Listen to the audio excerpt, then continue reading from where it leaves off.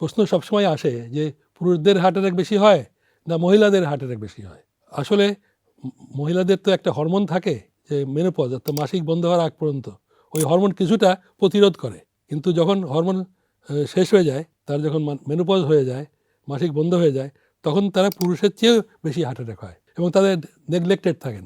ওনারা বলেনও না, যেহেতু আমাদের দেশের পরিবেশ এরকম যে তারা চিকিৎসকের কাছে আসেন না, তারা একটা বড় ঝুঁকিতে থাকেন। তার মানে মাসিক বন্ধ হওয়ার আগ পর্যন্ত পুরুষদের বেশি হয় আর মাসিক বন্ধ হওয়ার পরে মহিলাদের বেশি হয়। আরেকটা ব্যাপার আছে, এটা যদিও অন্যভাবে না নেওয়া উচিত, যদি ফ্যামিলি প্ল্যানিং পিল যদি কন্টিনিউয়াস খান, আমরা মানা করছি না, কিন্তু ফ্যামিলি প্ল্যানিং পিল আপনার বছরের বছর খেয়ে গেলেন, এটা কিন্তু ক্ষতিকর, এটা আবার হার্ট অ্যাটাক আনে, ত্বরান্বিত করে। সেক্ষেত্রে আমাদের পরামর্শ হলো ফ্যামিলি প্ল্যানিং শুধু ট্যাবলেট না, অন্যান্য প্রতিরোধ যে ব্যবস্থা আছে, ডিভাইস আছে, কন্ডোম অন্যান্য ব্যবহার করা উচিত, যাতে আপনার ফ্যামিলি প্ল্যানিংটা চলে কিন্তু রোগী ভালো থাকেন।